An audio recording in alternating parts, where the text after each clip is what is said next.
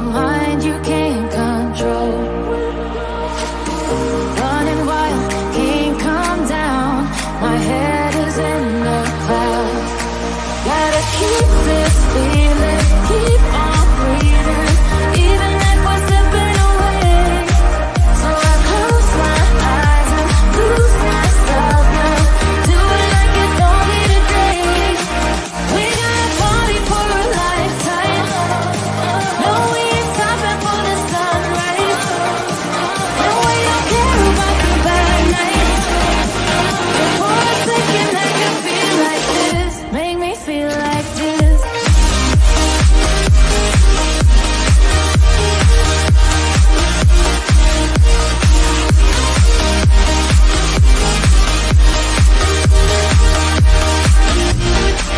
We got a party for a lifetime. No, we ain't stopping for the sunrise. No, we don't care about the bad nights. For a second I can feel like this. Make me feel like this.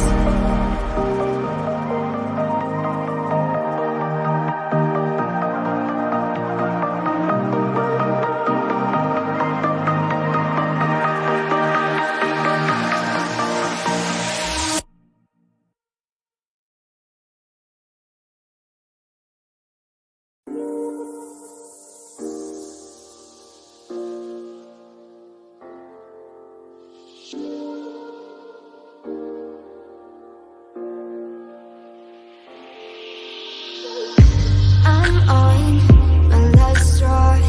I'm broken and I'm woken up. I'm done feeding your lies. I've had enough. I can't run your place in this faulty game. And all the words you speak mean nothing more to me. 'Cause let's start over now. Rewind. And I won't let you go. I need you by my side.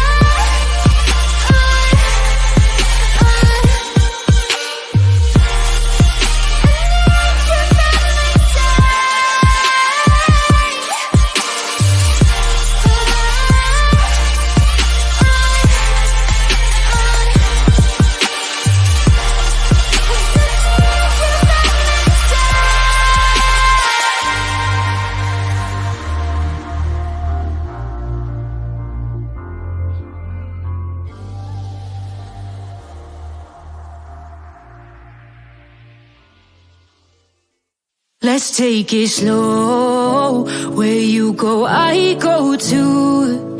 And if you hit the bottom, I'm going down with you. Let's take it slow. Who cares where we gotta be? You know you'll have a good time wherever you're with me. Let's take it slow.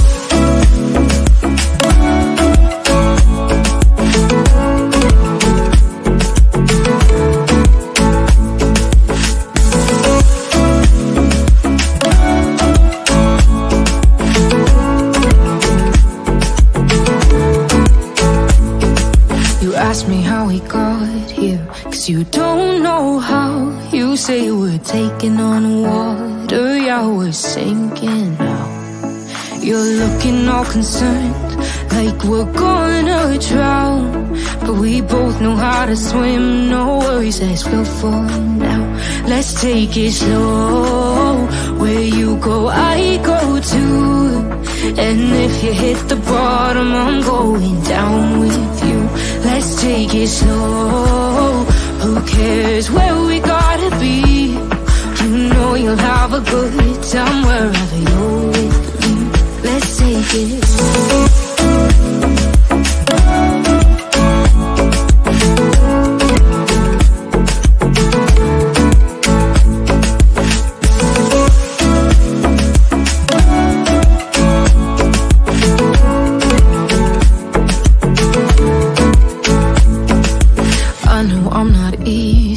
I drag you out your mind, and there are days I hate you, but baby, you're still mine.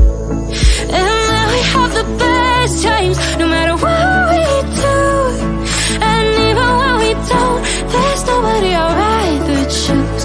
Let's take it slow. Where you go, I go too. And if you hit the bottom, I'm going down with you. Let's take it slow.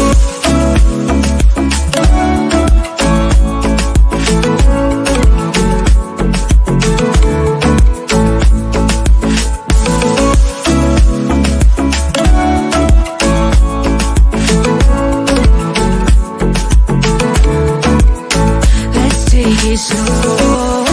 Who cares where we gotta be? You know you'll have a good time wherever you're with me. Let's take it slow. Where you go, I go too. And if you hit the bottom, I'm going down with you. Let's take it slow. Who cares where we gotta be? You know you'll have a good time wherever you're with me.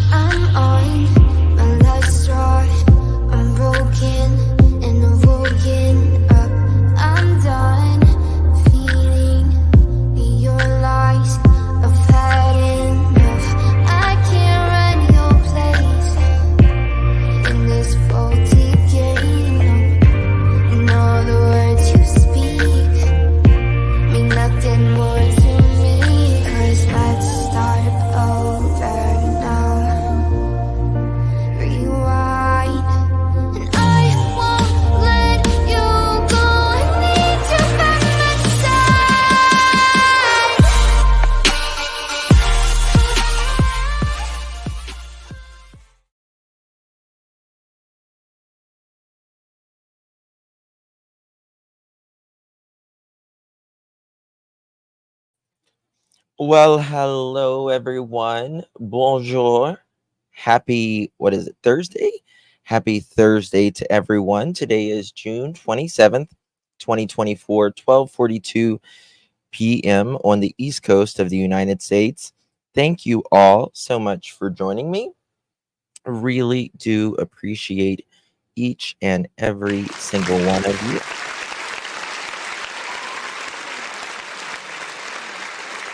Good to see you all. Appreciate you. Hello, mods, members, and chat.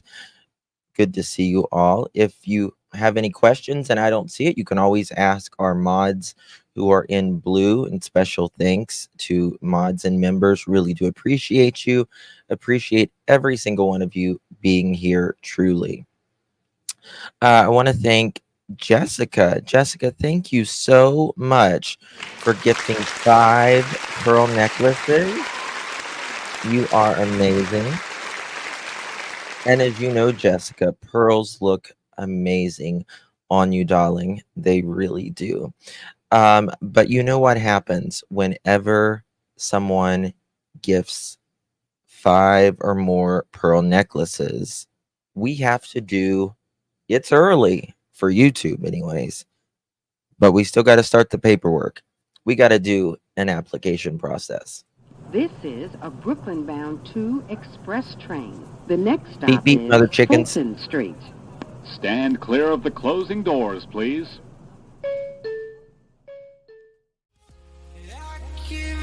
To the lesser fight, my body aches to be satisfied.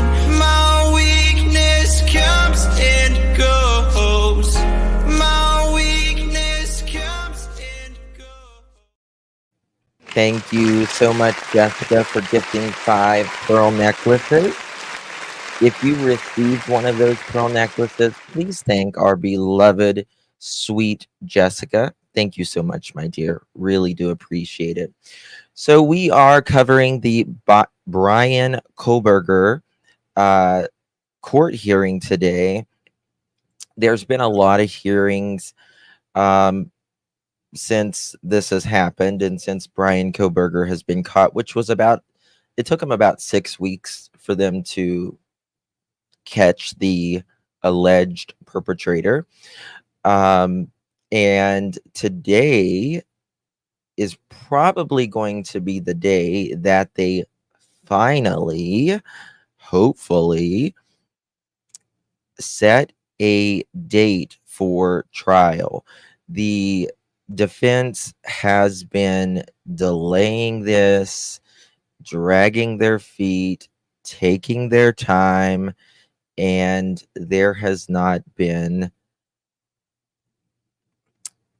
crickets, really. And we're going to be covering that today. I was so heavy into Bryan Kohberger. For those of you that know, whenever in the beginning, whenever, does anyone believe that he is strategizing that night? Oh, absolutely. Absolutely. And this is the thing, and maybe even people in here, there are people that believe he is not guilty, that believe he did not do this, and that believe that the Moscow Police Department this is all a setup. Val does. There you go. She thinks BK is innocent, which everyone has the right to believe based upon, how they feel. I always say you feel how you feel, and you're entitled to how you feel, right? Aaron, thank you so much, my love. Thank you so much. Aaron just became a pearl. Pearls look amazing on you, Aaron, by the way. Thank you so much for your support. I really do appreciate it. Really does mean a lot. Oh, stargazing. Oh, sorry. Maybe okay. Just stargazing. I think, this is my opinion on it. My opinion is it's going to be hard to, things about the knife sheath. Kohberger doesn't really have an alibi. You know what I mean? And the way your phones is off, the car, driving around 3 times. Absolutely, Sydney. Kohberger is accused of killing 4 college dorm roommates in Moscow, Idaho. They are known as the Idaho 4. Let me see if I can pull up some stuff here so we can just get a couple. I've got a couple videos here. Just bear with me 1 second. There we go. I'll pop up some videos. and we got about 10 minutes until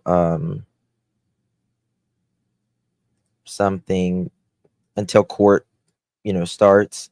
So of course we can watch a few things. Let me just find the correct video.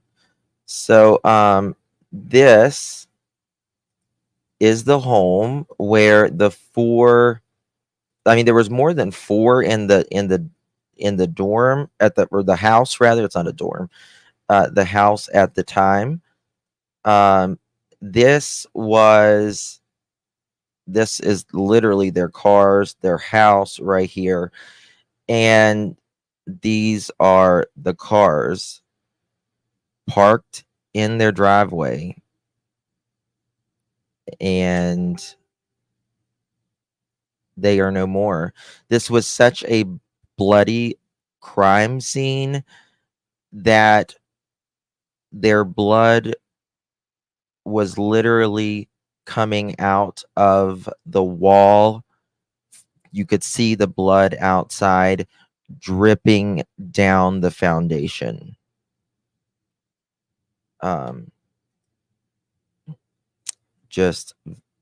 This is why I think lighting and the circumstances of the house saved Dylan from the unaliver. Now, there are two roommates that did survive. Really, I believe Bryan Kohberger was in there for one person. He was a professor, a teacher, teaching on crime himself, and he met these girls, Maddie, at a vegan restaurant that she used to work at. And he's kind of like an incel. Very very awkward, in my opinion. He was more of an introvert. He wasn't a very outgoing person. He wanted that more than anything. Professor at WSU, yeah. He was on his way to get it, rather. But he wanted,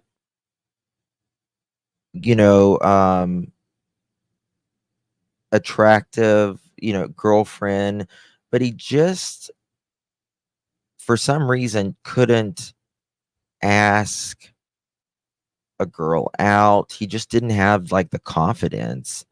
Thank you, Pickle Toes. And just interesting. So, as you all know, there was a good vibe sign in the living room. These are actual photos of the house. As we can see by the crime scene photos, this is exactly how the lights were left on, right? So, going back to my theory of him unaliving Ethan and Zana in the room and not meaning to, because he bumped into Ethan coming back from the kitchen, I genuinely believe that he was like so panicked and he was so like he couldn't believe that, like, shit, that wasn't supposed to happen. I need to leave right now. Basically, I think that his plans were just foiled from the start. Okay, so from the crime scene photos, we know that the light was left on in this room, okay? It was the LED lighting. Now, look at the corridor. That door is actually open. That door is open. Now, if you think of the hallway to the kitchen, Dylan's hallway outside her door is not lit up by anything. There's no windows, there's no nothing. So the only way you could see in that hallway is if the light was on, right? So even if there was a light on upstairs or in the kitchen, it's quite a narrow hallway and it's quite dark. Think about if you were stood in that dark room looking out into this hallway. Somebody walking towards you that has a bright LED lit up in their face, okay? You're going to see them. They're not going to see you. The one example I have of this is like, have you ever been sleeping in bed and you've like laid on your side and like one of your eyes is in the pillow, right? Then when you take your head off the pillow, suddenly you can see out of one eye, you can't see out of the other eye. Just the way that your eyes would adapt to the lighting. He was already pissed off. He was already, after everything that he just did, he was ready to leave. Like, he was one tunnel minded. I honestly do believe if he did see her, I reckon he would have got her. And I really think the circumstances of the lighting, the other thing I have as well, I know this might be a stretch, but the way that hallway is and the cupboard that's under the stairs, I just think because of him being disorientated after unaliving Zana and Ethan and just wanting to get the hell out of there, I really think that he thought it was a cupboard. I don't think he thought to check. I think he thought that the stairs going downstairs would just lead to the door leaving outside. I don't think he thought there was a bedroom downstairs either. But yeah, I just thought that he thinks that there was a cupboard. Paired with the lighting, paired with what he just did, he wanted to just get the hell out of there. Now, the only thing that I just can't get my head around is why she took 8 hours to call. The only thing I can think of is when I've come back home, I normally get home at about 4:30 in the morning after drinking, and I wake up about 2 p.m. So I'm going to guess that they were all drunk, and she was drinking, and she just woke up really late, and so did Brittany downstairs. That's the only thing I think of. And obviously now they won't say that they were drunk because anything they say in court would be like thrown out, right? But yeah, going back to the light, I really genuinely think that the circumstance of how it happened, where the lighting was, I genuinely don't think he saw her in that hallway through the crack of the door. I genuinely think he just left. And with the scuffling and the fight. So there were 2 people left in the home. 2 people left in the home. 4 young adults who are going to college, about to graduate, and their lives have been taken forever.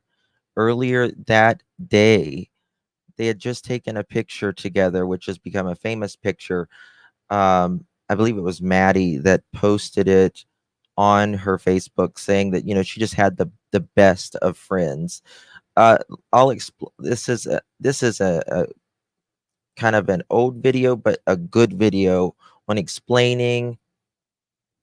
Oh, I don't think he expected Ethan. I don't think he expected a lot of that evening, to be quite honest with you. This is what happened. In the beginning, most of us believed the 2 surviving roommates, Bethany and Dylan, were sleeping on the first floor. Since then, we've learned Dylan was sleeping here on the second floor, along with Xana and Ethan located here. Kaylee and Madison were located here on the 3rd floor. The dog was located on the 3rd floor and the room by itself. Let's move around and see through the walls into the kitchen. So Kaylee and Madison were best friends. Kaylee had just moved out of the home recently, but she was back visiting, and so she was sharing a bed with her girlfriend. And Bryan obviously did not expect the 2 to be in the bed together. To the backslider and take a look at the time frames.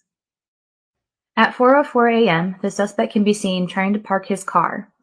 At 4:09, approximately 5 minutes later, he enters the house through the backslider. At 4:18, he leaves the house after committing the crimes. At 4:20, he's caught on camera driving away at a high rate of speed. All of this only took 9 minutes. Let's watch what that looks like. 9 minutes. The suspect before enters through the lights back sliding door.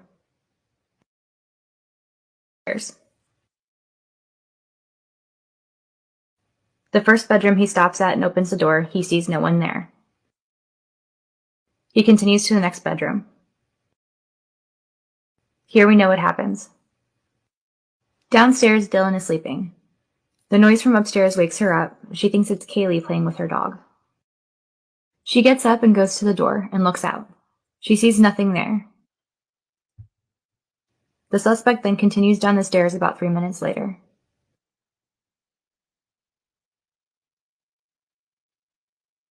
He then heads to Xana's room. Outside, there's a security camera picking up some whimpering, cries, and a thud at 4:17. We've learned that Xana was found on the floor, which might explain the thud. Remember, there's a thud in this as Dylan well. again hears something and looks outside her door. She sees the suspect. He walks right past her and leaves. Marie 080. It appears on TikTok.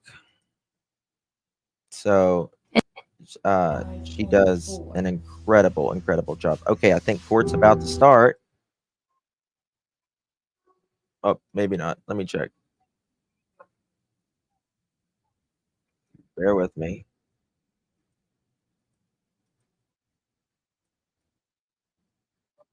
Where's the music coming from? Okay, there we go. All right. Let me pull up court. Okay, credit goes to law and crime. Should be starting here in just a little bit. Law and crime link in description. This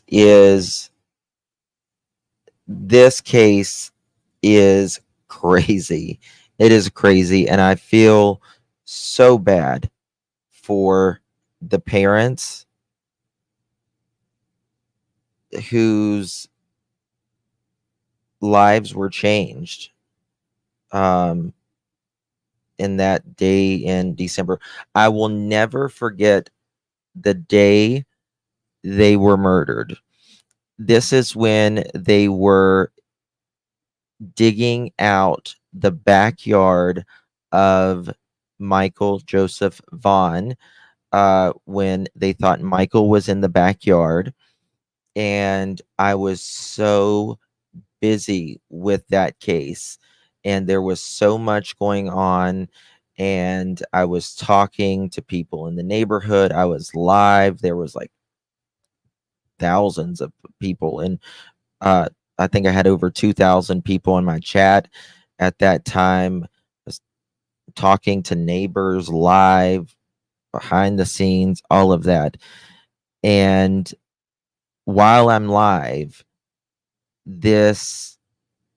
we get this message that there was a murder in Moscow, Idaho. Now, Michael Joseph Vaughn, affectionately known as Monkey, 5 years old, he is from Fruitland, Idaho. They're not close together, but it was just so weird that we're talking about this. This is when we first heard of the 4 suspects in Michael's case. And then we're live, and then there's this murder that happened on, right off of campus, with very popular students. You remember that? Hey, Jude? Yeah. That was so crazy. And there was so much going on at this time. And in true crime, it's so bizarre how it works. I mean, there's always true crime, but it's like the stories, like the high profile stories, they always happen like either on top of each other or right after another in spurts. It's bizarre. Yeah, Gene, I mean, a lot of people think that Bryan Kohberger is innocent. And he has a right to have his defense. By the way, I just purchased. Actually, I ordered it. I think I was probably the first one on Amazon, or not Amazon, Audible, to order it. Okay, we're about to start. I just gotta, but let me show you. And we're going to be speaking about this. It's a book. Oops, let me find it.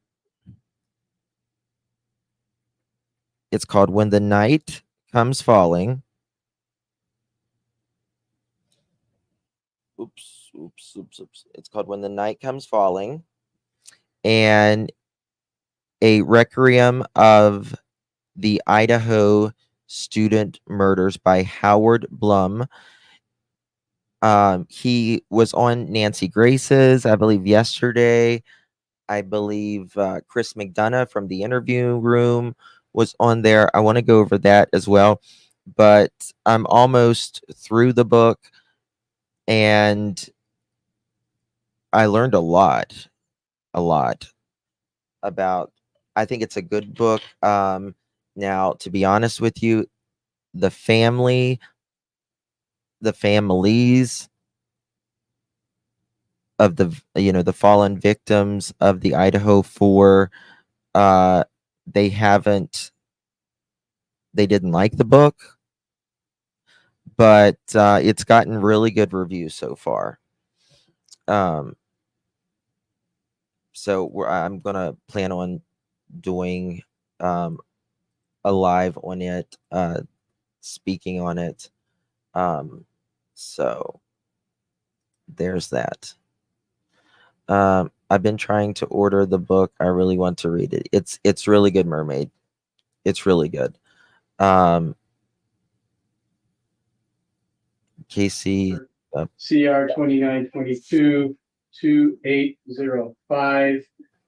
Present in the courtroom is Mr. Kohberger, here's Bryan represented Kohberger. by Ms. Taylor, and Ms. Massett and Mr. Logston are participating over Zoom remotely. The state is represented by Mr. Thompson and Ms. Jennings, Lake I County noticed that with you. Prosecutor's Office, and Mr. Nye and Ms. Beatty are participating over Zoom remotely. So we're here for a scheduling order, and I think we're about 13 months from the arraignment. And I think at this point, this is my opinion, that we're getting to a point of diminishing returns. And I sent to council last Friday on a proposed scheduling order for a lot of things, deadlines, including setting the trial. And so I also have set this hearing so that we can discuss this and see where everybody is. So let me start with the state. Thanks. Thank you, Your Honor. We've reviewed the court's proposed scheduling order with the attorney team, and we are agreeable to it. It makes sense that we do the trial in the summertime when high school is out across the street and when the university is out and the conflicting activities. And the schedule that Your Honor proposes is acceptable to the state. I would note just a minor detail that June 19th is also a legal holiday. The court specified July 4th as a legal holiday. We wouldn't be able to hold trial, but Sure. 19th as well. Other than that, we have no objection to the court's proposal. All right. Thank you. I mean, as I went through all of this, I mean, there's going to be a lot of motions, a lot of hearings, a lot of work. There already has been a significant amount of work, as we all know. And when I tried to balance this out, I do think it's pretty fair, balanced, and I hope realistic. So, Ms. Taylor. Thank you, Judge. Your Honor, first, I know the court has listed this as taking place in Latah County. We haven't been heard on our change of venue yet. That's to come. Totally in understand August. that. So I don't want anybody thinking I'm agreeing to Latah County is all.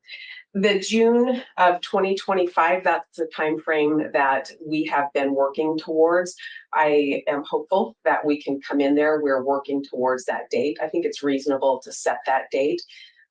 As the court's aware, mitigation is something that takes a significant amount of time. We've had that underway since the day we took this case. We continue to work that very hard. I spoke with our mitigation expert last night about this date. And there's a lot of work yet to be done, but we're still working towards that. So I think it's reasonable to set that. I just want the court to know that that's not finished at this point. That's very much ongoing, and new things are coming out that we need to follow up. But with that said, I think it's reasonable to go ahead and pick the June of 2025 as a trial date at this time. And by the way, I think you understand that, all council understand that, but this is a 3-month trial. So I was calculating 2 weeks to set the jury, then 8 weeks of trial, and then 2 weeks for mitigation and sentencing. And I mean, that's a guess, but I think it's enough time for all of those things to take care of. And obviously, the last 2 weeks would only be if Mr. Kohberger was convicted. Okay, go ahead. Thank you, Your Honor. I do want to bring up a couple of issues I have with some of the deadlines. I looked this over. Our team has talked about it. I've gone over this with Mr. Kohberger. I do have a couple of concerns about the deadlines, and I'll just bring those up to the court for the court's consideration. As far as motions challenging the death penalty, and that's in right under motion practice letter A that the court has on its draft, we can have a lot of those filed by September 5th. I would note for the court that that's ahead of the state's final discovery date, and that's ahead of the state's deadline to produce its aggravation case that it will use.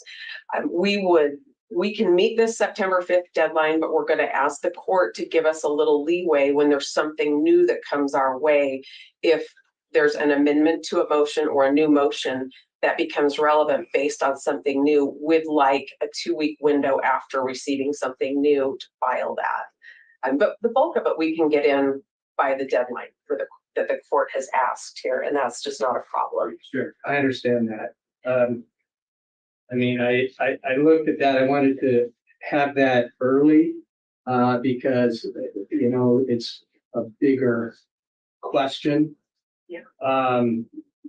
And I was aware of the Ross case. I think you had 16 motions in that case. So I wanted to sort of address those issues early. Your Honor, we can definitely do that. We can address a lot of things early. We just don't want to be precluded from bringing an amended motion or a new motion if something new is filed that would have been relevant to something we've already filed. I'm not going to prevent you from doing that. Perfect, thank you. And by the way, a lot of these deadlines, I mean, you can certainly do them earlier if you'd like to. I would encourage everybody to do that. Thank you. Your Honor, then moving on, the motions in limine under letter C, the court has suggested February 13th as the date for that. I think in large part we can do some by then, but the exhibits that we'll exchange and witness lists that we'll exchange aren't due until after that. And again, I think there might be additional motions that would be relevant after those things have been exchanged. So if the court wanted to move the whole deadline so we had all of those motions in limine at once, I think that would be reasonable. But if the court wants to keep this deadline, as long as we have the ability to bring more motions in limine based on new filings, we'll be okay with that as well. Sure. And I was also thinking about, you know, I guess, experts, for example, I mean, they may have longer hearings that, you know, we're gonna have to work through all these things. I mean, this is just a structure. Thank you. The court had listed March 14th as a trial brief date, and that is ahead of some of the other deadlines, recognizing that the trial is the innocence phase and the sentencing phase, if it happens, is the mitigation and aggravation. I would just say this is a fine deadline, but we won't be touching anything to do with our mitigation by then, if that's what the court anticipated. Yes. Okay, perfect. I think we, well, yeah, we had March 3rd for mitigation. I figured by then you would pretty much have that in hand. We should, we hope to. That brings me to the last point I wanted to talk about. The court has proposed setting a mutual exchange of aggravation and mitigation materials, and I'd ask the court to reconsider that. We will aim for our March 3rd deadline. That's our plan right now. If something changes that, then we'll come back and let the court know and talk to counsel. But would ask that the state's aggravation package be provided to us earlier than the same day as our mitigation. Should we get to that point, the state has the burden of establishing the statutory aggravators. There are some things I think I might be able to guess about how the state's going to try to present information, but I don't think I should have to guess. I think I should have that information well ahead of providing the mitigation that will be presented in response to any aggravating information that's presented by the state. So I'd ask the court to set the date for the state to produce its information much earlier than ours. The state filed its notice a year ago yesterday, and I have a lot of questions about what the state would intend to use to try to establish many of the statutory aggravators they've listed.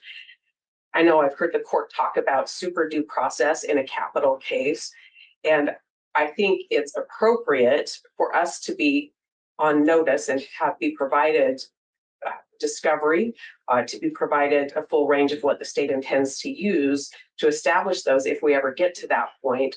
And I think we need those ahead of our deadline for mitigation. So I'd ask the court to move that deadline up quite a bit earlier. And that's it. Thank you very much. Mr. Thompson, do you have any issues about having the Sorry about that. aggravation in advance for a period of time? No, sir, as long as we will have the option, the ability to supplement that once we see whatever the defense plans to offer in the way of mitigation. Well, I'm appreciating that, you know, with these deadlines, that we're gonna have supplement all the way along. I just don't want to be scrambling around a month before the trial. We're all gonna be very, very busy. And the more we can resolve certain motions, you know, supplements, whatever we need to do, I'm trying to do this sooner than later. Yes, sir, and that's our preference as well. And Ms. Taylor as well. Yes, Your Honor. But just to make sure though, I mean, you have to do your job and the state has to do its job and I have to do my job, but I think this is a great step, okay, to set these deadlines and hearings so that we can move through this. It's gonna take a while, but anything else we need to address today, Mr. Thompson? I don't believe so. Thank you. Ms. Taylor? No, Your Honor, thank you. Okay, well, it's very short and I'm grateful that everybody's working together. Thank you. Okay. Take care, everybody. We are adjourned. All right. That's it. There it is. We'll go over Nancy Grace, the Bryan Kohberger. This is very Breaking interesting. Credit goes to Nancy Grace. She's gonna speak on the book, and I plan on speaking on the book as well. I'm not finished with it though. Almost, but not quite yet. Thank you, just chilling. You're very sweet. Yeah, June of 2025. At least we finally have a date. The prosecution has been dragging and dragging their feet a long time for a trial to start. This is a huge trial. Let me pop Nancy Grace in here. Let me drop Nancy Grace's link. Bear with me.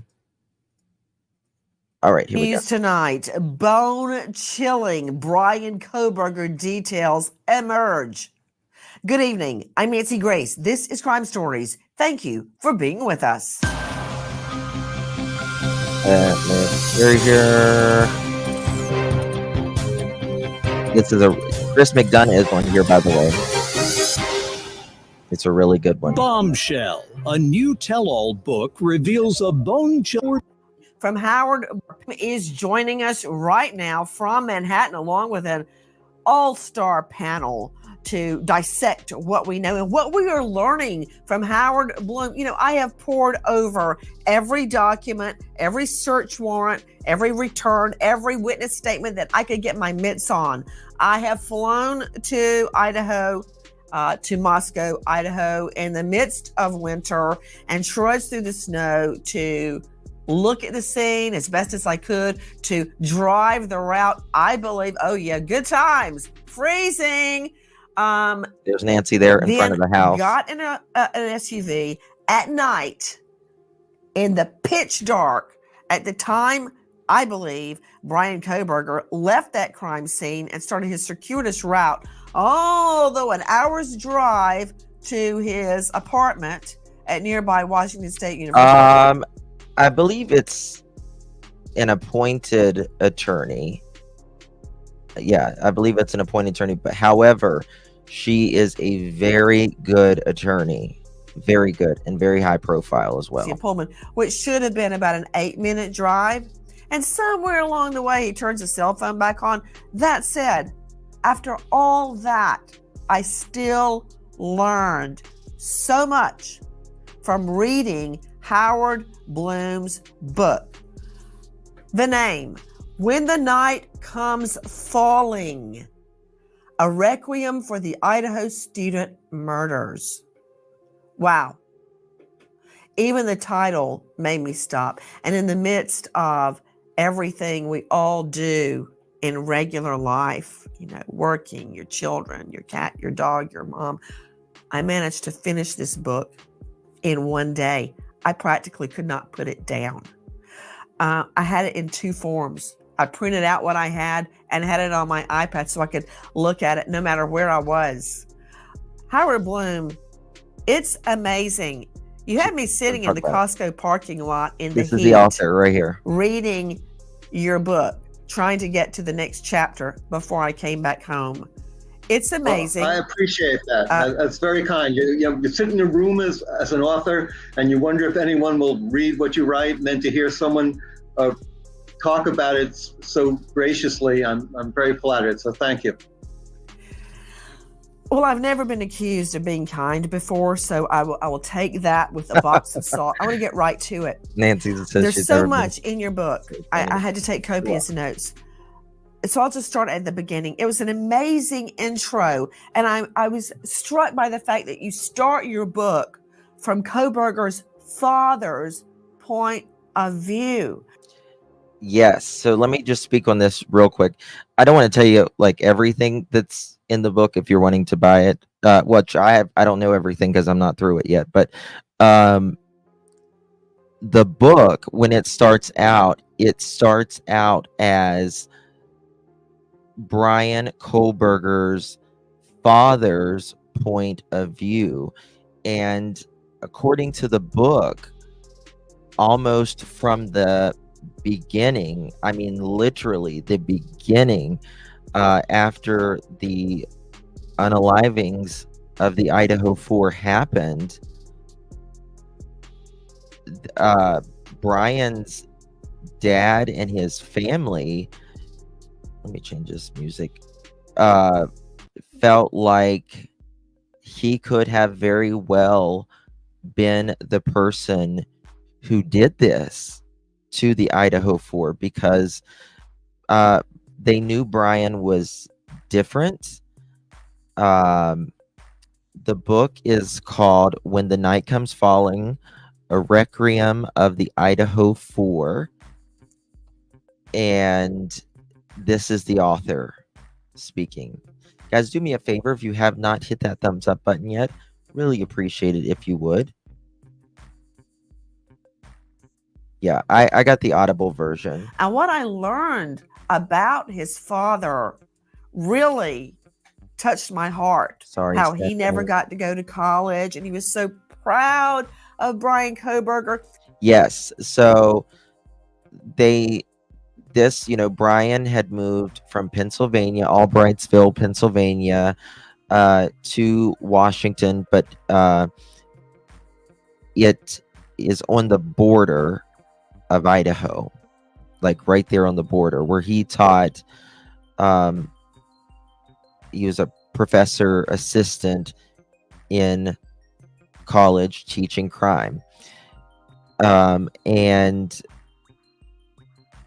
whenever Bryan's family heard about the unalivings, and then they were looking for a white Elantra, the family was like, and I think that's the reason Bryan's dad, because they got pulled over twice. Bryan's dad flew out to Washington. Bryan was coming back to Pennsylvania, and they take the long route. And Bryan's dad didn't understand that, why he wanted to take the long route rather than, it's already long enough driving across the country, right? It's already long enough. And they got pulled over twice within just about 10 minutes apart. Yep. You'll like it, Jules. And when that happened, you hear Bryan's father say, he's very suspicious, but I think he's intimidated, scared actually of his son.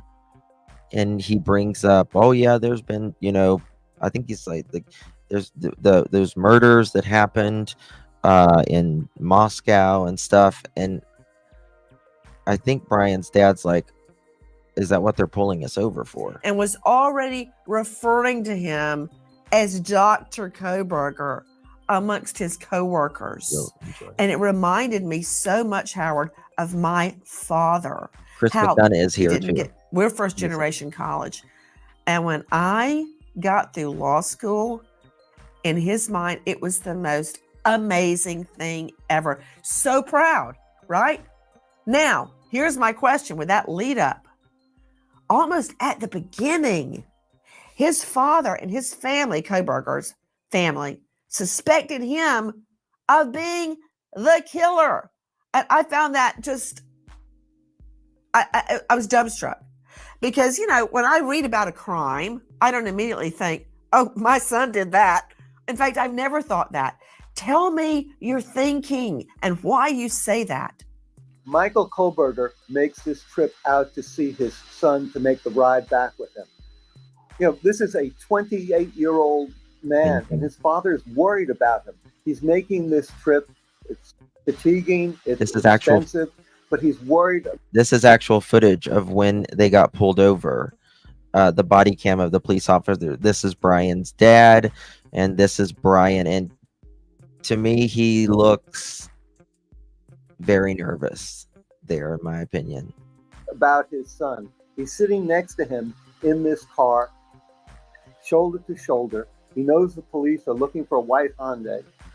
And Thank you, one of Sharpie. the first things he realizes when he meets his son is that his son's mood is volatile. That's his first sign that Bryan is in a state. He goes out to meet his son in Washington State, and he doesn't know which Bryan he's going to encounter. But that's his first sign, and he begins to see as the moods change and become deeper and more acerbic. He begins to wonder, oh my gosh. He begins to think the unthinkable. He begins to consider that his son Thank you, could, Marlena. in fact, be a murderer. And all this is building in his mind. And he's afraid to go there, as any father would. But he's getting these clues as if he were following footsteps in the snow, and the footsteps are becoming bloodier and bloodier. And he now realizes, could this really be true? And then all of a sudden they're driving along in Indiana, and they see police sirens in the back. Can you imagine your child having, potentially being a murderer? Oh my And God. the car has to pull over, and he begins to feel, what is going to happen next? Thank you, Marlena, for doing that. Wow. Guys, with me, Howard Bloom, who has literally written the book. The name of the book, When the Night Comes Falling, a Requiem for the Idaho Student Murders. And I have learned so much, more than we, the public, have learned, more than my sources have told me, by exhaustive research by Howard Bloom. You're looking right at him. Howard, you stated that these aren't your words, that you discovered this from what Kohberger's father stated to other people. What did he state about immediately suspecting his son was the killer? He went out to Idaho, Washington State at the beginning with suspicions. You have to remember that So, Michael, this is not his first trip out there. He even took his son out on the first trip in August, when a his high son was suspicion. just registering for school. A very he high had suspicion. real concerns about his son. Joining me, an all-star panel in addition to this incredible author, Howard Bloom. Howard, I noticed that one of the points of contention was about the route. And when I was driving that route from the King Road murder scene back to his apartment in Pullman, I was wondering why he did that, why he drove an hour in the middle of the night. And I'm sure you know there's no street lights. It's it's pitch black, and you only ran off the road a couple. One of the,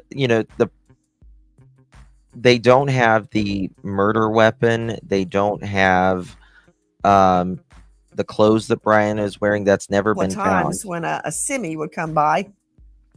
But he basically did the same thing with his dad. The dad flies out, does a quick turnaround. He's exhausted. He gets in the Elantra with his son. And the son refuses to go the direct and much shorter route. Do you think? I mean, you're driving from Washington State to Pennsylvania. It is literally on the other side of the country. Why would you take a longer drive? No, he's pleading not guilty. Why would you take a longer drive? I mean, that's like 3 days usually to go from, if you're driving from coast to coast. And perhaps, I think that he could have been a little paranoid. And I think whenever that happened, I think it kind of really made the back of the hair on his father's neck stand up. That had anything to do with Kohberger believing he was being followed or monitored? I think Kohberger, being a criminology student, was trying to take precautions. At this point, I don't think he had any belief or any knowledge that he was being followed. However, he was trying to be circumspect. He was trying to be one step smarter than the authorities. Again, in addition to Howard Bloom, now preeminent author, an all-star panel. And I want to go out to Chris There's McDonough Chris. joining us, the director of the Cold Case Foundation, former homicide detective, host of The Interview Room on YouTube, who, like me, like Howard, has seen the evidence, has walked the scene, very familiar with the area. Chris McDonough, you've had a lot of homicide cases, and very often family members know their son is a killer, but they will never admit it. And I'm thinking about Kohberger's dad, who knew he had suspicions at the beginning his son was a quadruple killer. Yeah, and Nancy, I think what happens is, right, that parental, tendency kicks in relationship to they want to believe it, but they don't necessarily want to believe it. And so it's kind of a tug and pull from a parental position. However, in this particular case, it's obvious Dad had his radar was way up and had taken that trip to go out and pick up his son. So that in of itself tells us. Mohawk, I think the reason the father flew out, I think that he kind of felt, Bryan was like this, right? Throughout his life. There was ups and downs, different sides of him, if you will. And I think his dad could sense that. Your kid's voice, right? About it, Chris. And let me throw this to Dr. Angela Arnold, a renowned psychiatrist joining us, AngelaArnoldMD.com. Have you ever seen parents that tiptoe around their child, that they're just waiting for an explosion? And yes, when I was reading the first chapter in Howard's book, When the Night Comes Falling, you could feel that. Yes, so Chris McDonough right here from The Interview Room. Make sure you're subscribed to him if you're not. But he was actually live in front of the house where the murders took place, live, and he looks over in the front yard and there is a black surgical glove. Was it Bryan's? Did it have anything to do with the case? I have no idea, but it was very interesting that there was a black glove there. Attention of the father in the overlooked. car with Kohberger on this long drive, just waiting for an explosion. But we got to keep in mind the dad, Michael Kohberger, had spent his whole life trying to prop up, support, help Bryan Kohberger. So he knew it was like walking through a minefield. Anything can make him explode. And when you're right, it wasn't a surgical glove. It was just like a winter glove. You're right. Kohberger insisted on this circuitous route, which took hours and hours longer than a direct route. He went, okay, fine. You're the boss. Those are the words the father used to Kohberger. He was scared of him. Well, sure, because Nancy, the last thing he was going to do was confront this guy, because I have to wonder if the father knew all of this, was the father a little bit terrified of what could set Bryan off, and possibly was the father's life in danger? So this photo right here was taken that day before the murders happened. It happened around 4 o'clock in the morning. And this photo, they've got, their boyfriends in another photo and all that, but this photo was taken that day.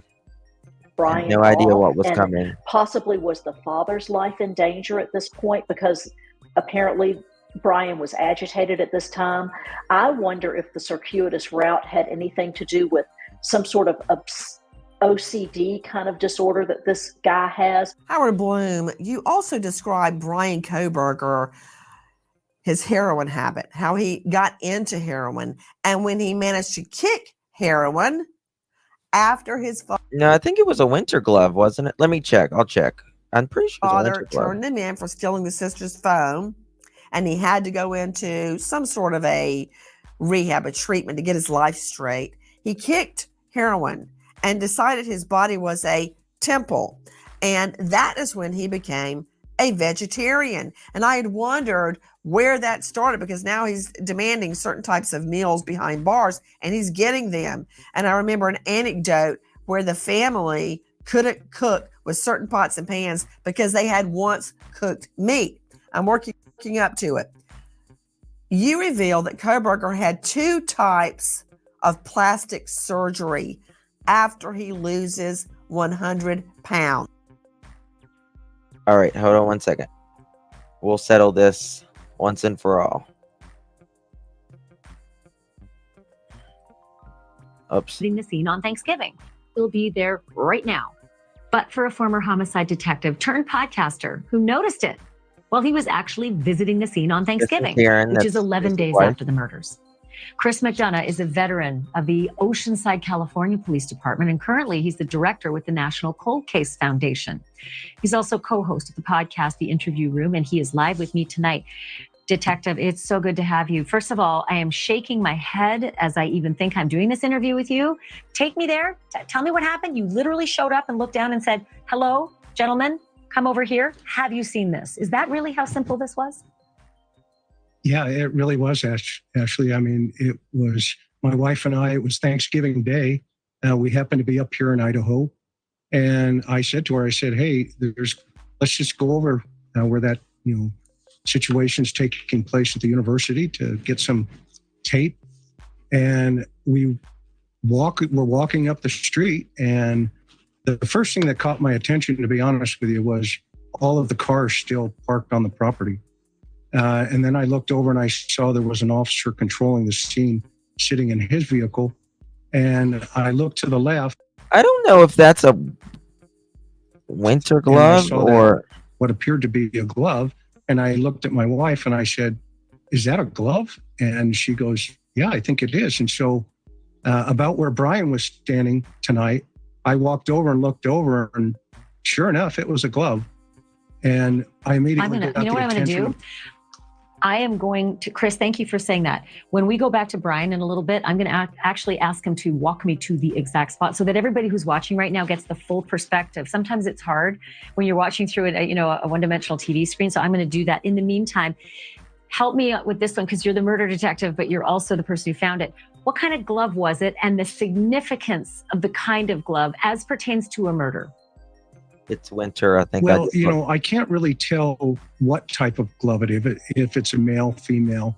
And obviously the significance may be nothing, but it also could be very significant. There appeared to have snow on it, so I assumed it had been there for, quite some time, at least, before the earlier snowfall. I later learned there are photographs of that glove floating online, and you can clearly see it there. And, I was unaware of those at the time. And when I told the officer, I waved him over and I said, hey, you need to come take a look at this. And he walked over and his first words were, oh, wow. And I said, yeah, and I told him, I said, hey, I'm a retired homicide guy. You probably want to collect that, get your evidence people out here to do that. And he took some photographs of it, and I assumed that they, had collected it. I videotaped them doing it just in case, at least taking the photographs. But yeah, it was crazy. It was just sitting there. And this is, to be clear, it's inside the crime tape. This was not something that you discovered outside the crime tape, but they weren't watching, they weren't looking for it. So they'd had 11 days to scour the outside of the property. And I need to remind our viewers that you're from California, where one of the biggest first cases of my career happened, and a bloody glove was the significant piece of evidence in O.J. Simpson's case, which is why we don't make light of something that's just maybe looks like garbage. Certainly that's just a couple dozen feet from the front door. Yeah, I mean, the significance of it, is unknown at this point. Obviously, if it is involved, then it could be, very important. If it's not, then, at least you have it and you can put it into evidence.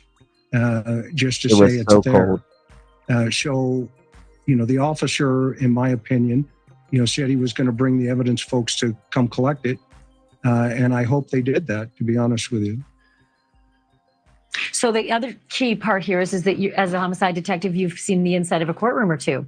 And today the police were telling us part of the reason they're keeping information so close to the guest is to preserve the pristine nature of the prosecution, of the criminal procedure. So I could see a defense attorney watching our interview right now and saying, you didn't even see the most critical evidence, even inside the crime tape for over a week and a half. Like, you leave something too long and that becomes fodder for a defense later on as well. So it's a problem if you don't pick it up for the investigators. It's also a problem for the prosecutors. I'm going to just give you about 20 seconds.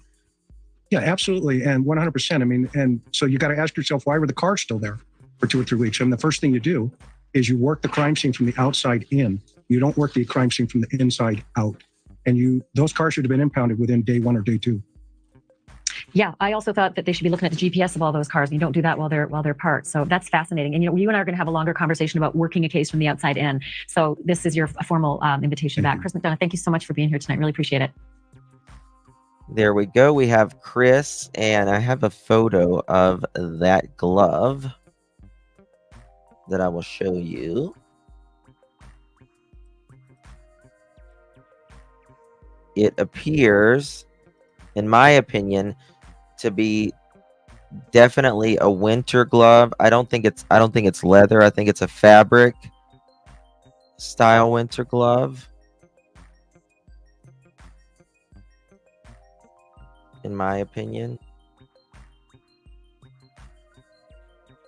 It's definitely not latex. It's definitely not latex or rubber. Absolutely, better safe than sorry. Absolutely.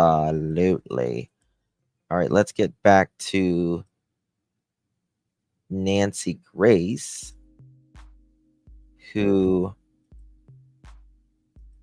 this is such a fascinating. Where the hell is it? What'd I do with it? Bear with me one second. Here we go. What were they? What Bryan Kohberger is intent, and this is the admirable part of him, he's trying to reinvent himself. He comes out of this depressing hardscrabble existence, a family with 2 bankruptcies. He's going to a hardscrabble high school. His father is a janitor. It definitely looks like a man. High school. He's sort of embarrassed by that. He becomes a heroin addict, and yet, to his credit, he works himself out of this. He then he's trying to approach girls at high school. They're ignoring him. He loses the weight, and he still has this sort of flesh that's going over his midsection. Listen to this. Just not the sort of guy he wants to be. He wants to be a player. He wants to be one of the cool guys. And he thinks, so he has this surgery, these 2 surgeries that are covered by insurance, and he reinvents himself. He's in good shape, as you can see in the photograph. He works out. He does martial arts, and he still tries to become the man he wants to be. And yet, at the end, plastic surgery. Yes. The plastic surgeries. He has these 2 plastic surgeries to get over his midsection, so there's not this sort of envelope like the lid on an envelope. Howard, you're so polite. Okay. You outline it in your book. He had 2 surgeries, one of them being an abdominoplasty and the other, you know what? They're long. Let me rephrase, Liz. You described 2 plastic surgeries that Bryan Kohberger has.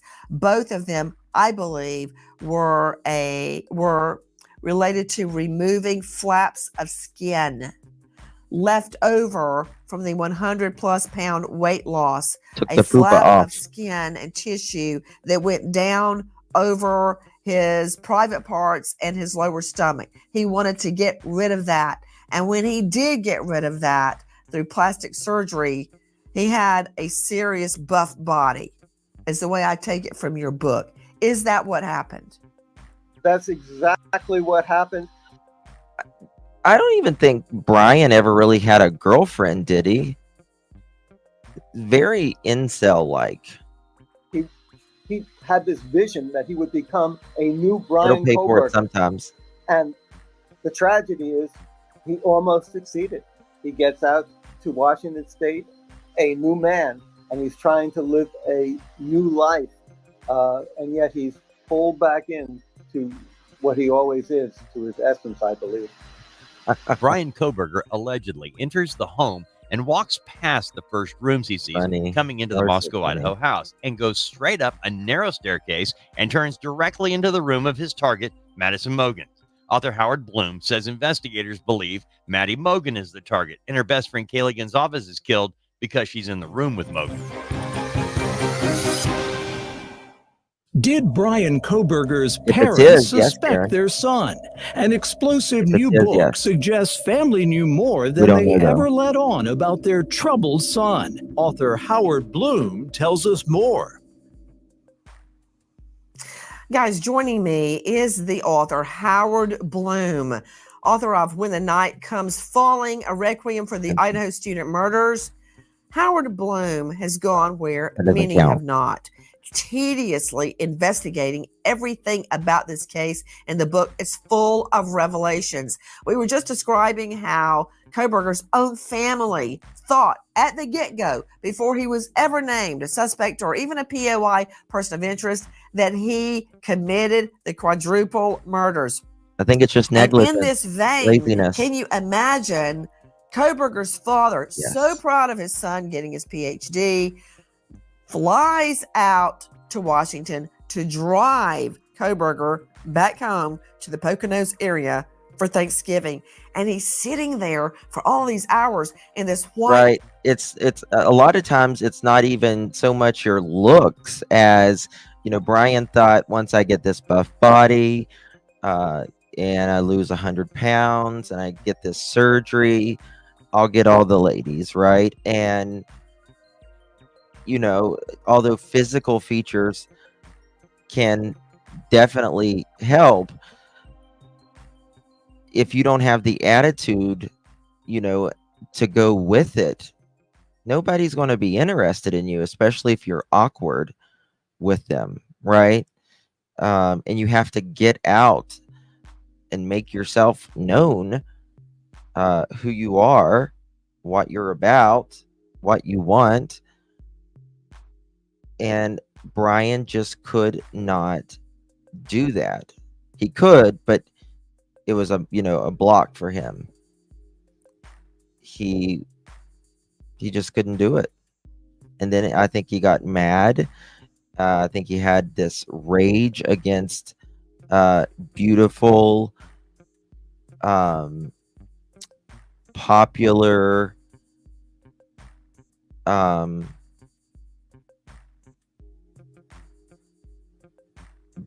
just socially known females that was the absolute opposite of him. That's exactly what he wanted, but he wouldn't allow himself to be it. He reinvented himself physically, but a lot of times you need to work on the inside and not work on the outside too if you need to, but you got to have an attitude as well, a good attitude, and put yourself out there. You just couldn't. Elantra, which of course he knows has been named in the case, and looking over at his son, who is acting more and more volatile. But I want to move on to the next point. Listen. In a shocking revelation, author Howard Bloom claims Bryan Kohberger is not a random spree killer. He had one target in mind the night he allegedly killed 4 college students in their home off campus in Moscow, Idaho. Bloom said he followed and stalked these young women, just like Paul Rogers. Yes. He liked every single photo of their social media pictures, every single one. says investigators believe in a non-targeted attack, the killer would have stopped at the first door inside the house. It would have been instinctive to go into the first rooms after gaining entry, but that isn't what happened. Investigators point to the two surviving roommates, Dylan Mortensen and Bethany Funk, as proof Kohberger is after a specific target. Think Howard Blum. You know, I've you sold you a lot of really books, Howard. back your theory up with a lot of facts, and the way they're laid out, it makes perfect sense. Awkward. But all along, it has been believed, it has been... You know, a lot of people have social anxiety, can be a little antisocial, but not obsess on it, right? Like, he was obsessed with this. And there's nothing wrong with being an introvert, an extrovert. There's nothing wrong with any of it. But once you obsess over it and it creates a rage for others who, you know, are extroverts and are popular and do take care of themselves and go out on dates and young and free and all of that, that's where the problem begins. He was totally jealous. It enraged him because that's exactly what he wanted more than anything. For months, he actually got a ticket down below their house one day when he was stalking them, which I think will definitely come up in trial. Accepted that Kelly Gonsalves was the target, the original target, and the others were just collateral damage. But you say no. Why? Well, at this point, Kaylee is not even really living in the house. She's living up north with her family. She's going to graduate at the end of the term in December. And Bryan really wouldn't have come in contact with her necessarily. But he did go to the Mad Greek restaurant in downtown Moscow. It served vegan food, which he liked, which he... Yeah, when he would try to flirt, he would say really awkward things to ladies. You have nice birthing hips. I mean, if a man came up to you and you was a single woman and they said, you have nice birthing hips, I would throat punch them. If I was a woman, I would throat punch them. Would adhere to strictly, and Maddie wasn't. That would be like, you have nice, you'd say you have nice birthing hips, and I'd say you have a punchable face. A waitress there, and my belief is that they encountered one another in the restaurant. Were any words said? Did they have a conversation? I don't think that was necessary. You know, both the prosecution and the defense have said, for the record, that there was no interaction between Bryan Kohberger and any of the victims. But Bryan was a man whose life was sort of determined by obsessions, such as being addicted to heroin, such as losing 100 pounds, such as deciding to become the best student after being a mediocre student. And I think once he saw Maddie, for whatever reasons, I mean, she's an attractive blonde woman, charming, vivacious, ebullient, he becomes interested in her. And I think his fixation, he would see the parties, he would be in, I believe, on the periphery of events as parties were hosted at this house on King Road, a party house. And he would look at that and he felt it was in some ways a constant rebuke to the life that he was leading and the life he wanted to live. He could never be a part of that. And he decided in his rage and his mania, I believe, to do something about it. Haley is collateral damage. The two other victims are collateral damage too. Near the beginning of your book, you talk about Bryan Kohberger delving into, quote, the criminal mind, and will be a, quote, scientist exploring why criminals do what they do. It's been kicked around that his motive, not that the state needs to prove a motive, they don't. but juries like to hear it. So practically speaking, you better hand one over on a silver platter on top of the Christmas tree. You can't have him full of rage and methodically trying to carry out the perfect murder and get away with it very calmly and methodically. So, which one is it? What about it, Bloom? He was filled with mania, which is not the same thing as rage. And you're trying to understand, make a rational explanation for completely irrational acts. What Bryan Kohberger tried to do that night is to commit, I believe, the perfect crime.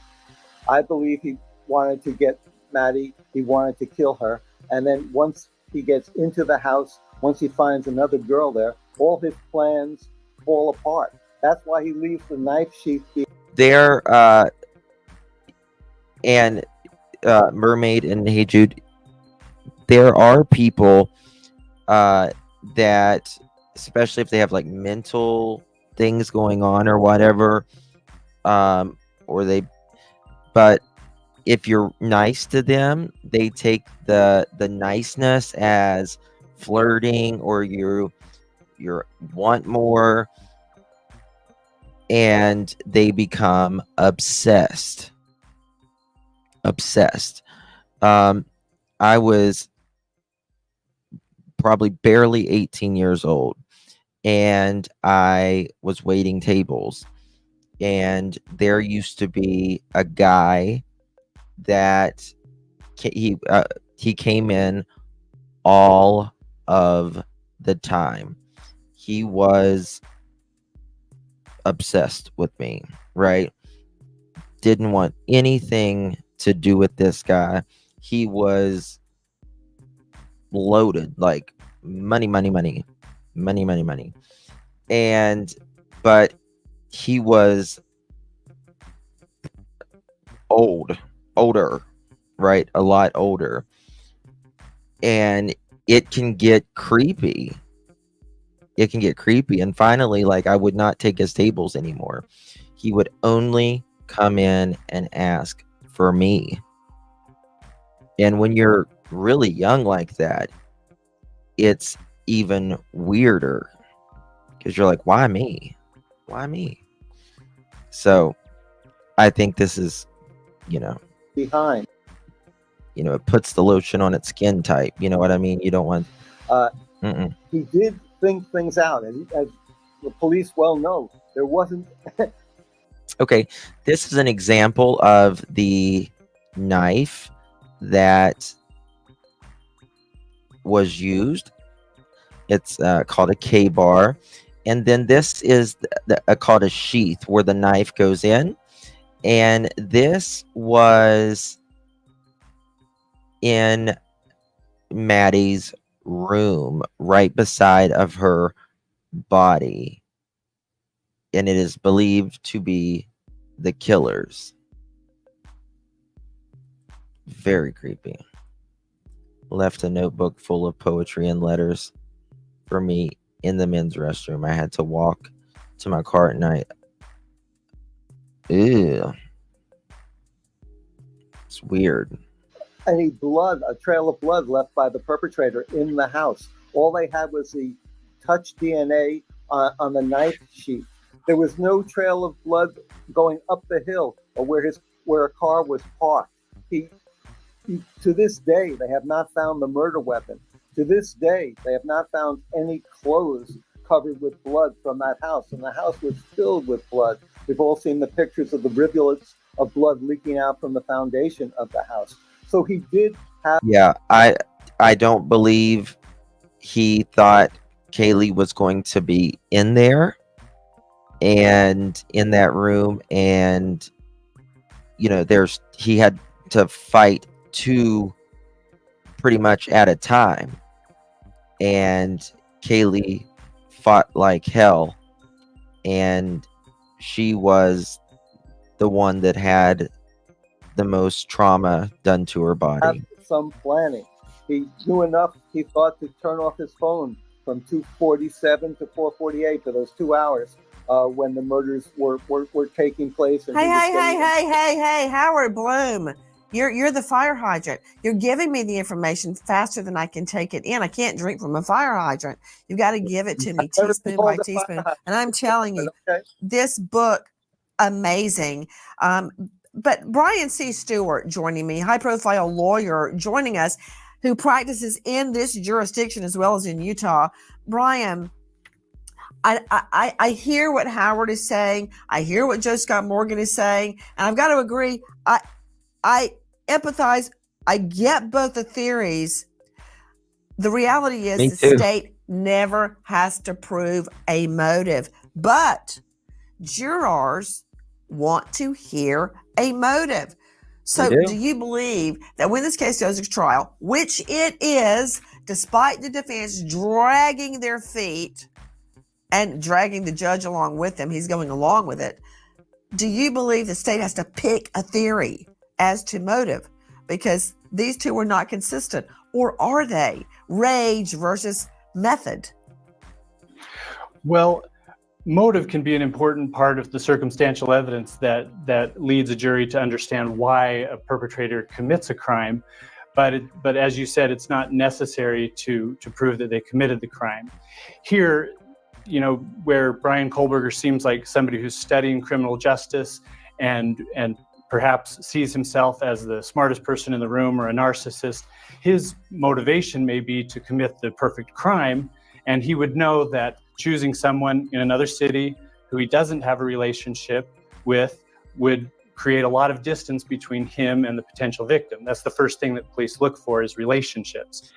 This case would not be, I'm not saying it wouldn't be solved today, but there was a gas station attendant who took her own time to look and see if she could find Hyundai Elantra. I think it was 2011 to 2015, if I'm right. And she found an Elantra that looked very similar to Bryan Kohberger's. They may cover it in this. I can't remember. In a murder. And he might have chosen Maddie as someone who's young and blonde and beautiful and might get him a lot of notoriety as he evades justice. And so if that's his motivation, that could certainly be, the reason why he chose somebody and doesn't have necessarily rage for Maddie, but has rage for the system, or mania, as Harold says, to beat the system. There was cameras on top of the neighbor's Howard roof. Bloom, who has meticulously investigated so many facts of the case that we didn't know about, including Kohberger's past, how he lost 100 pounds and had 2 different plastic surgeries to remove a flap of skin from his stomach that went down over his genitals. He didn't want that look. He lost 100 pounds on his own, had 2 plastic surgeries to reinvent himself as a modern day Adonis. But according to his friends, what I'm reading in When the Night Comes Falling, his friends didn't like how that transformation changed his personality. He became a know-it-all, very aggressive, and that was borne out at Washington State University. He treated his friends in high school that way after he got his new look. He became, in his mind, the it guy, but somehow he couldn't pull it off. What, if anything, did that have to do with the murders? He was bullied in school. He was bullied in school and he was rejected a lot. After his weight loss, he may have developed a sense of entitlement. I believe so. I believe he thought he was smarter than everyone. He's known to be a tough grader, grading college papers. And the weeks after the murder, he didn't grade as hard, right? And you are spot on with that, Truth Sleuth. He growed up, or he was made fun of in school. The girls particularly picked on him, and he was rejected a lot. And he always made everyone feel later on in his life that he was the brightest, he knew the most, had to be the most intelligent one in the room. Very incel vibes, yes. 4 beautiful University of Idaho students. Okay, to this whole panel, including Howard Bloom joining us, I've got to have more than what Joe Scott Morgan is telling me, that the attack on Kelly was much more savage than the attack on Maddie Mogen. Why? All 4 of them were brutally stabbed dead. I need to know who is my target. And in this book, Bloom describes a blood trail. He also describes the blood literally leaking down the outside of the house, which I observed when I went to Idaho. But that's it. Let's talk about the blood evidence, Howard Bloom. What about the blood evidence convinces you as to who the real target was? Yes. Yes, he was so arrogant that he would try to correct the professors, and he would, when he was a student, he would basically make it seem like he knew more than the actual teachers, the ones that was teaching One them. point that you just made about the wounds on Kaylee being so Definitely severe. arrogance. Kaylee fought back. She was originally in the bed with Maddie. She gets up from bed. The room is very narrow. She tries to get towards the wall, but she's trapped by Kohberger, and she's fighting back, and she is not dying easily. It's a very violent death, and he's enraged that he even has to, I believe, that he had to encounter her. He did not expect her, and to then find this woman fighting back like a tiger is putting him in his mania, is exacerbating the situation. He thought he would go in there and kill Maddie, her presence rebuked him. I think that's what was going on that night in that house. Nancy? I'm trying to take it in. Yeah, jump in. So there's a couple of things, from my thought process in this. And one is, that evening, Kohberger, he's I don't think he's manic depressive or in a manic state in any way, shape, or form, my personal opinion. I think he's very organized. He selected his target set on purpose. And the reason I feel that way, there's a couple things. One is both Madison and Kaylee, they're attached at the hip. And that evening, when Kohberger pulls up, if he's our guy, he's got to see her car. He's got to know, based on the surveillance that he's been doing, that she potentially could be there as well. And so we have to now ask ourselves. Whoa. I disagree. I disagree because I don't know that Kohberger knew about her new car, a Range Rover. Okay. That was new. And Kaylee just got a brand new Range Rover. And that's one of the reasons she was visiting, because she wanted to show it off to all of her friends. She had been working very hard. She was moving to Texas to start, I don't know if it was an internship or a job maybe. And, to be that young and to be able to buy a Range Rover, that's pretty significant. It's a used vehicle. At this point, Howard? Not even really. At this point, Kaylee is not really living in the house. She's living in Coeur d'Alene. She just comes in for that weekend, and he didn't know that.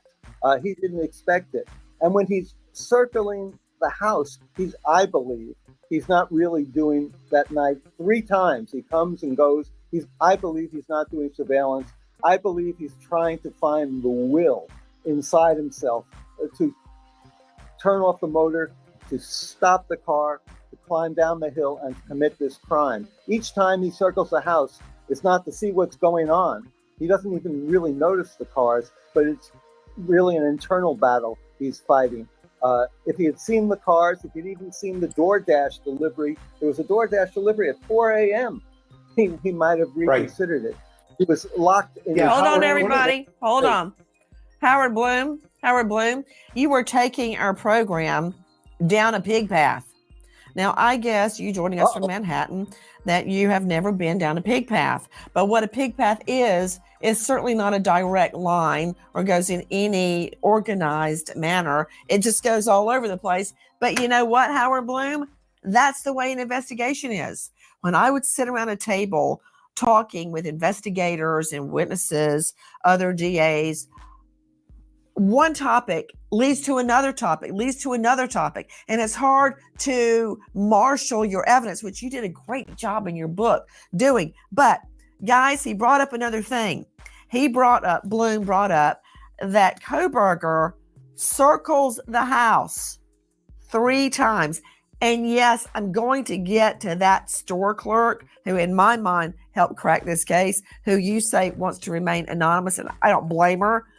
Long story short, how did you confirm, Howard Bloom, that a white Elantra or car similar to a white Elantra circled the King Road address 3 times leading up to the quadruple murder? How did you confirm that? Well, part of it is in court documents and the public affidavits, but I also spoke with the gas station attendant who gave the surveillance video to the police too. So a lot of that is public record. What is not public record, clearly, is what was in the driver's mind at that time as he was circling. Something you have to remember, in all the surveillance videos, there's not one photograph of the license plate of the car.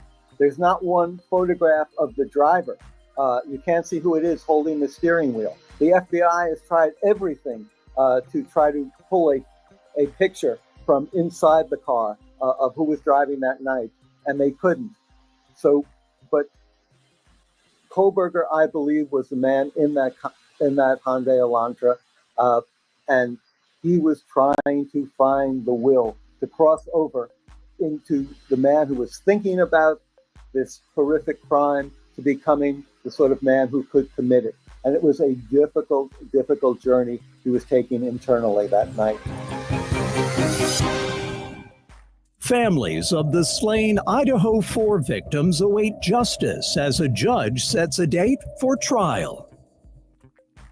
Yeah, and that judge, many argue, is kowtowing to the defense. When are these families going to get justice? That's a whole nother can of worms. With me, Howard Bloom, the author of an incredible new book, When the Night Comes Falling, a Requiem for the Idaho Student Murders. Okay, all hands on deck to analyze what Howard Bloom is telling us. Now, Howard Bloom, you crossed over into the gas station video, which is later when I believe Kohberger's leaving the scene. I'm going to go back to you stating in your book that you believe Kohberger, a white Elantra, circles the crime scene 3 times that we know of before the murders occur. Now, not the gas station video. You are telling me that's caught on video. Is it, as you describe at the end, near the end of chapter 20, a guy who owns a rental complex, I think 3 apartments, a rental complex nearby, and he's got a camera on top of the rental complex looking down. Did his video catch the Elantra circling 3 times before the murders? Yes, and in this video too, they still can't make out a license plate. They still can't make out in the darkness the driver, but they are able to make out the car.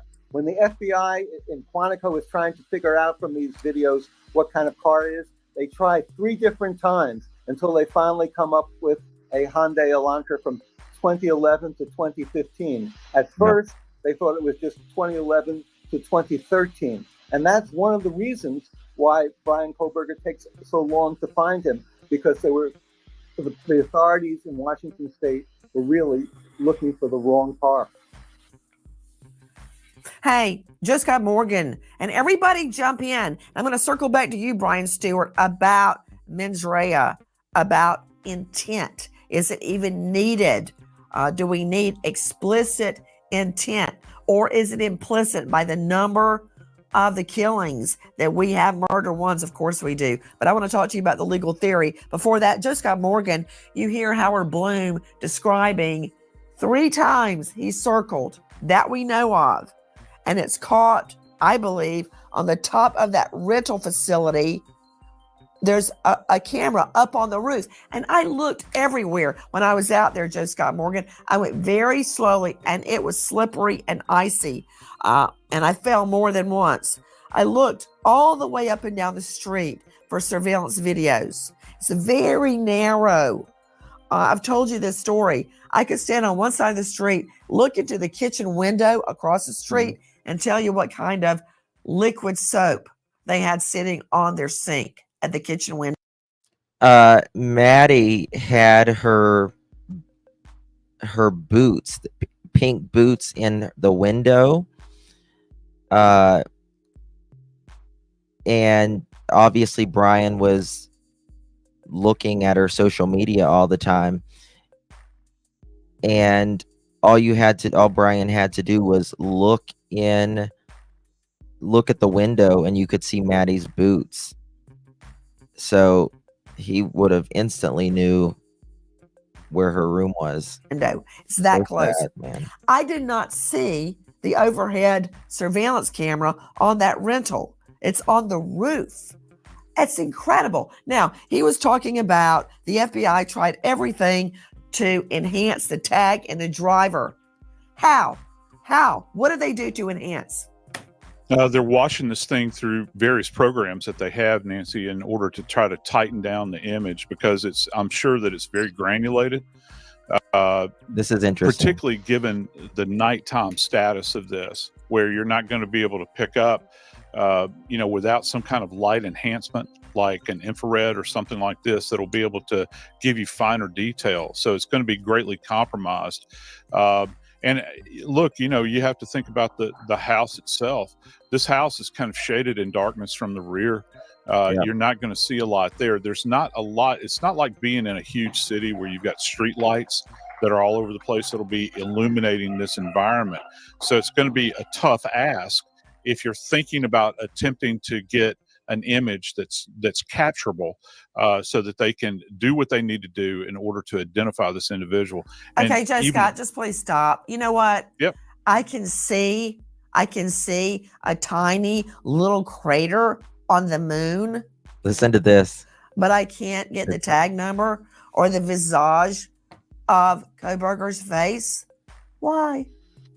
Because these houses don't have the Hubble telescope on them.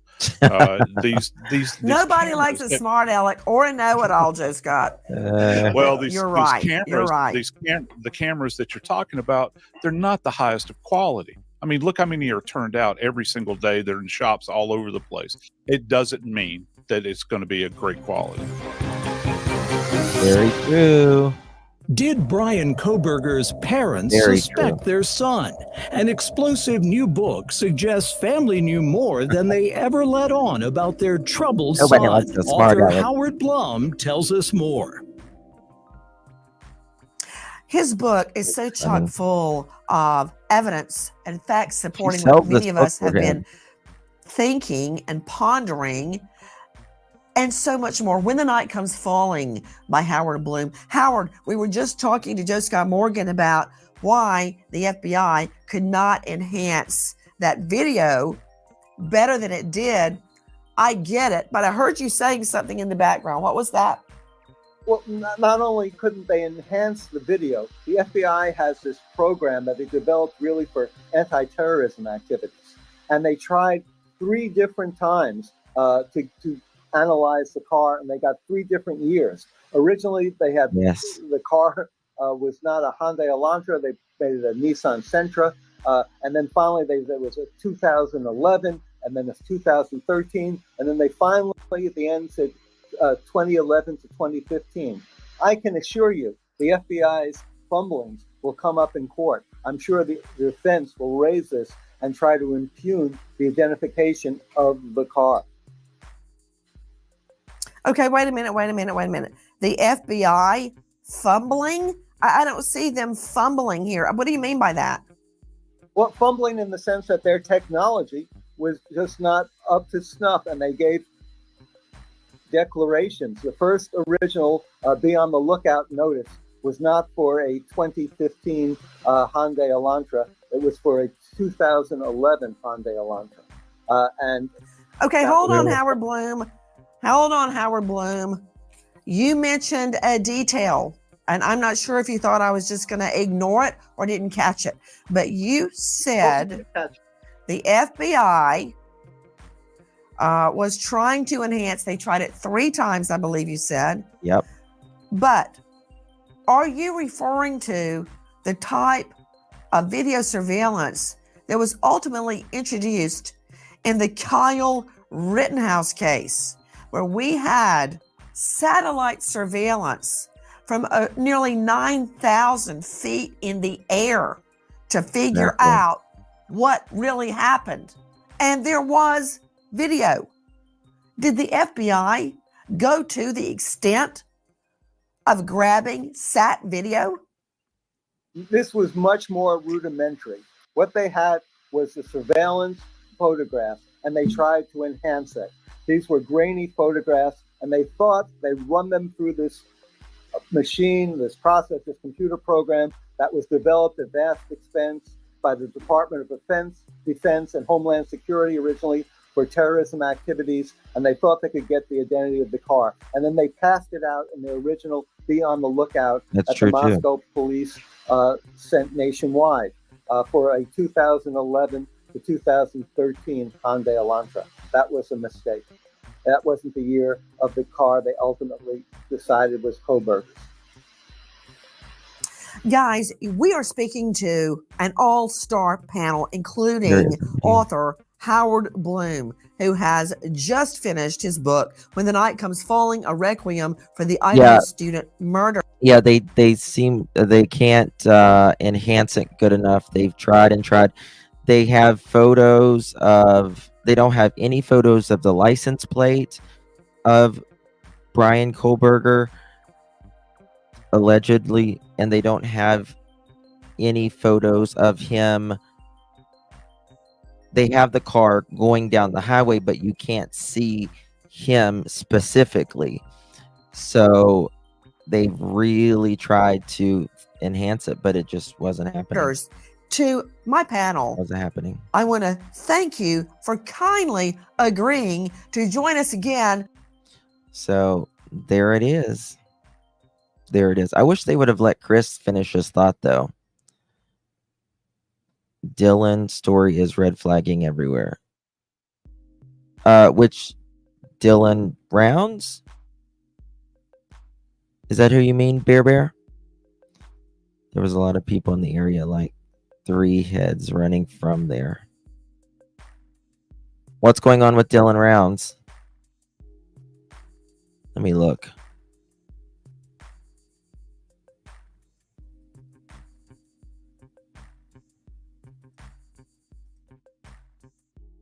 I don't see anything. Oh, Dylan the roommate. Sorry. Okay. Dylan the roommate. I don't know what the hell I was thinking. I was thinking Dylan Rounds. Okay. Gotcha. I should have caught that one. Should have caught that one. I will be live. Yes, I'll be live. What do I have today? Let's see here. I have we're going to be talking about Chelsea Grimm tonight, and then I'll be live probably with Sebastian Rogers. So I'll be live a couple more times today. Her story of seeing a man in a mask and not running and calling 911 is sketch, because how did she know he wouldn't come through the door after her? I don't think she knew. I think she peeked out, and I just think he wanted to get out of that house quick. Love my lives at night. Yeah. True crime is for nighttime. I agree. All right, guys. Thank you all so much for joining me. Really do appreciate it. If you don't mind hitting that thumbs up button, would greatly appreciate it. Consider subscribing if you haven't yet already. Thank you to the mods, members, and everyone in chat. Really do appreciate you. I do not live too far away from where Chelsea went missing. Another person near her too. Really? Yeah, there was another person. Interesting. So Chelsea Grimm, it's a very interesting case. Very interesting. And her story needs to be out there as well. Thank you all so much for joining me. Really do appreciate your time. You could have chosen to be anywhere on YouTube, anywhere in the world, and you chose to be here. I'm absolutely thankful for each of you. I'll see you guys in a little bit. Bye-bye.